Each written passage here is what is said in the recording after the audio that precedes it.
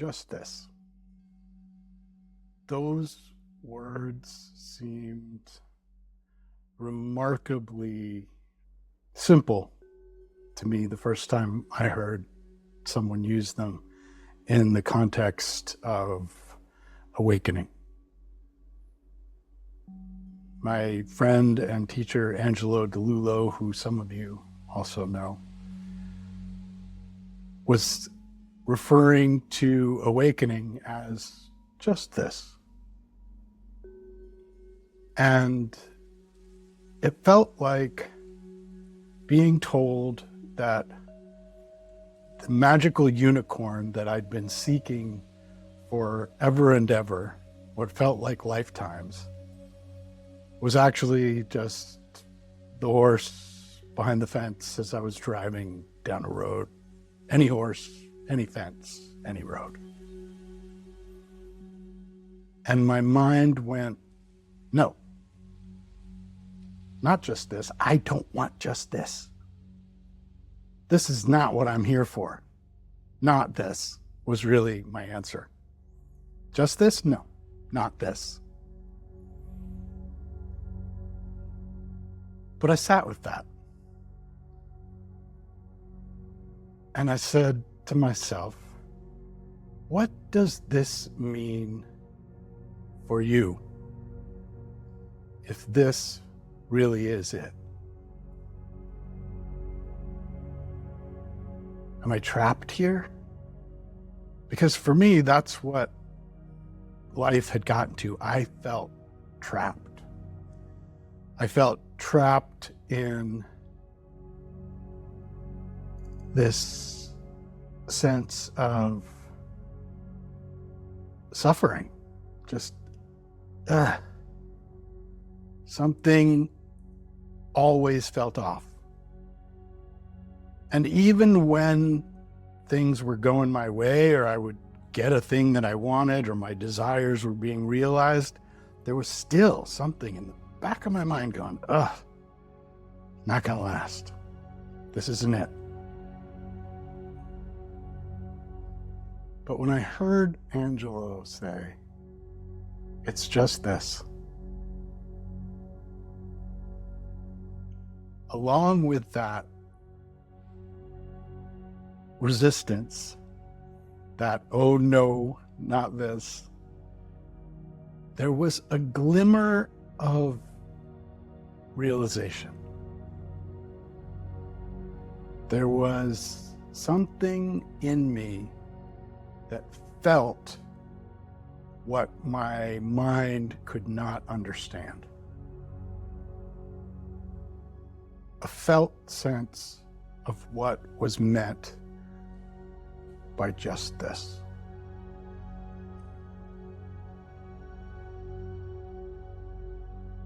And that is really what awakening your myth, the hero's journey, mindfulness, all these things are tools to move us toward that felt sense. That thing that is there prior to our chatting mind that's commenting on everything and has an opinion on everything and is always talking to itself, split right down the middle. There's the listener and the talker, but they're both me.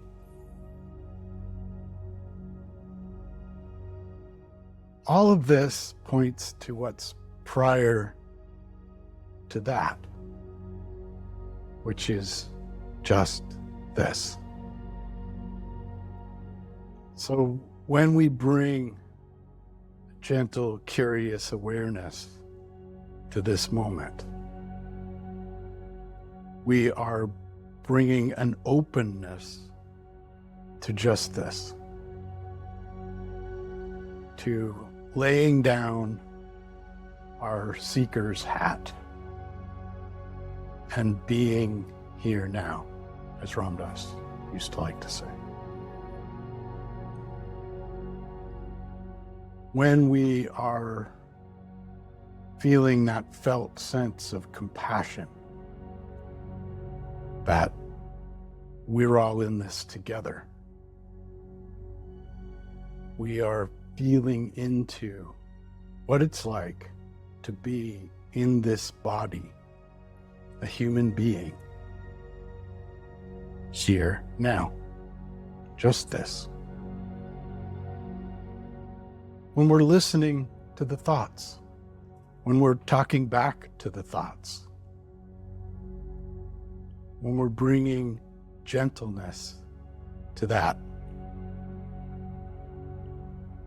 we can see that the thoughts too are a part of just this. And when we connect it all, the compassion in our heart, the curious mind, and the gentleness that connects them, we're able to be with all of it as just this. And in that acceptance, that surrender, that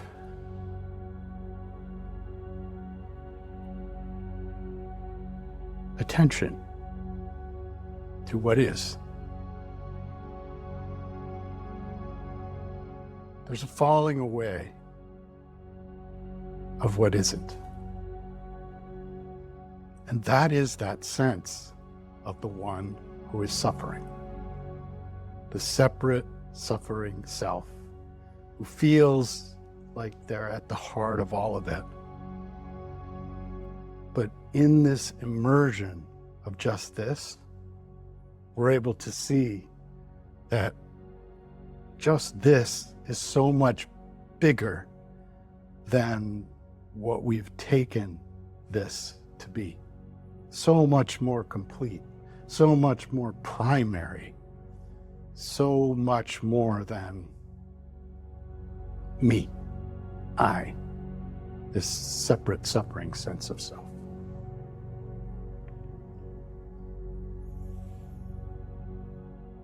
And the beauty of the hero's journey is that it gives us a map to constantly come back to that. No matter where we are in life, the hero's journey is always pointing toward just this. It shows us that it's all a part of it. There is nothing apart from our journey. There's nothing apart from who and what we are. And it gives us a map, and that map is always just the next step. We don't get to know all the roads and highways and all that, but we do get to see the next step. We get to see where we're at and the next step. What's here?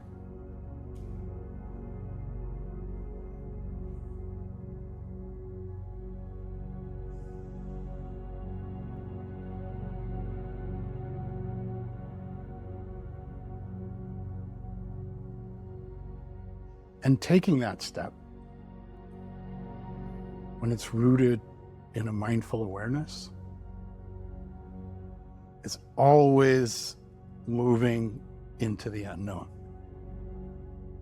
always orienting toward the unknown. And that orientation is like a lens we can use in place of the mind's orientation that wants to go towards the known, always. We can just say, okay, well, we have this map, have this compass in mindfulness, this map in the hero's journey. I'm going to approach this journey with these tools instead of this mind that's creating the known always. It's always thinking about what it desires or what it's averse to, and then scheming and making up things to do and worlds that are and are not based on its preferences.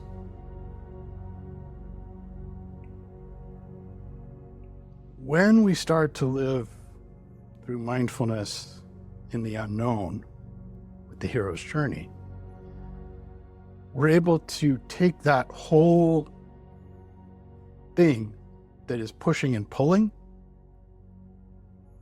and relax into it. And we see that life unfolds without all of our pushing and pulling, without all of our desire and aversion. Sure, there are still things that are pleasurable. There are still things that are unpleasant. But they don't need any specific thing to be done,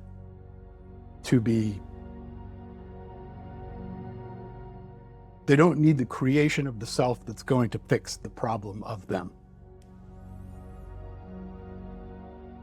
And the simplest way to explain what this is just this. And it's one of the things I love about that saying. It's kind of like the Zen koan, mu. I would say